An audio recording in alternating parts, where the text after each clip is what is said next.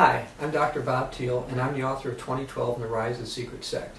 If you're watching this YouTube video, you're probably interested in End Time Events 2012 or want to know what this book is about.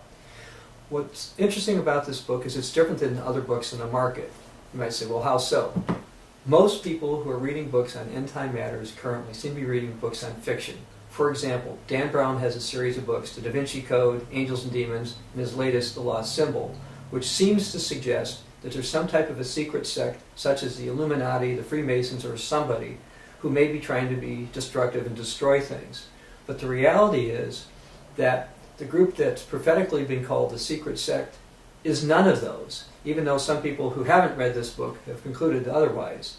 And what this book does is actually documents the prophecies about the Secret Sect and who they are and who they can't be, to give people some ideas of what's going to happen toward the time of the end. Another unique feature about this book is it documents between 500 and 1,000 prophecies. They're quoted in this particular book. You don't necessarily have to agree with my conclusions about them, but if you'd like to know the difference between what's going to happen and what's not going to happen, I'd suggest you look at this. Because the reality is, most people who've heard of 2012 are going to be affected by the hype. Hundreds of millions of people are going to erroneously think that 2012 is all about a flood, or 2012 is all about this, or 2012 is all about nothing. Where the reality is, certain things will and will not happen in 2012. Now, there are a lot of books in the market on 2012, but most of them are actually from New Age writers who believed that because of an alleged galactic alignment that they believe will occur December 21st, 2012, which is the end date of the Mayan calendar, that the world will be entering into a new age of peace, and everything is going to get better. Well, one prophecy that the Bible talks about, and is also in my book, I'd like to read to you. And this is from the Apostle Paul. This is from 1 Thessalonians chapter 5, verse 3. For when they say peace and safety, then sudden destruction comes upon them, as labor pains upon a pregnant woman, and they shall not escape. But you, brethren, are not in darkness, so that this day should overtake you as a thief. You are all sons of light and sons of day. We are not sons of night nor darkness. Therefore, let us not sleep as others do. In other words, the Apostle Paul is warning people to pay attention, but let us watch and be sober. Paul wasn't the only one telling us to watch. I've had people who claim Christianity say, well, we don't need to know anything because God will just take care of us. Well, Jesus repeatedly in Matthew 24, Mark 13, Luke 21 said to watch. What's he talking about? He's talking about watching world events, watching prophecies, watching what other people do. Now, one thing this book does, in addition to discussing the Mayan prophecies and the Bible, it mentions Catholic prophecies, Byzantine prophecies, Chinese prophecies, Buddhist prophecies, Hindu prophecies, Islamic prophecies, and ties them together and shows where they complement one another, when they contradict one another. And you may say, well, fine, I don't believe in any of these prophecies, and so nothing is going to happen.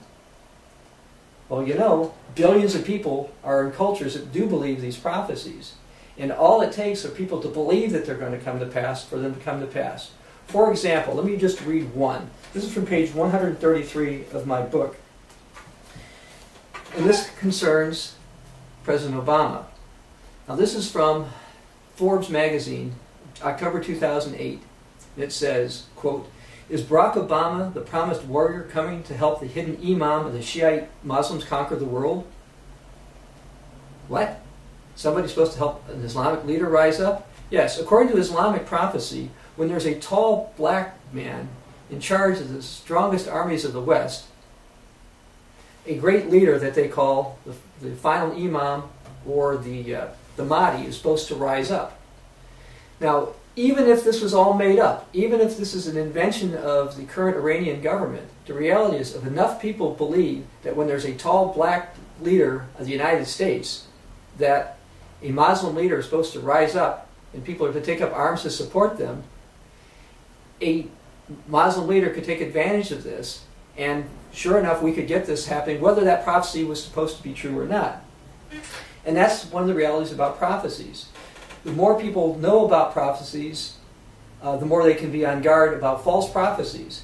And what my book does is explains and documents so many prophecies that you can see what people are going to believe, what they're not going to believe, and hopefully learn what's going to come to pass and what's not going to come to pass to help protect yourself and your family.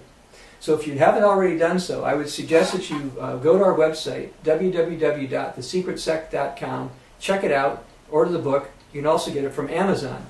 Now, if you happen to speak German, we actually have a copy of the book in the German language as well, and we also have it available in Spanish.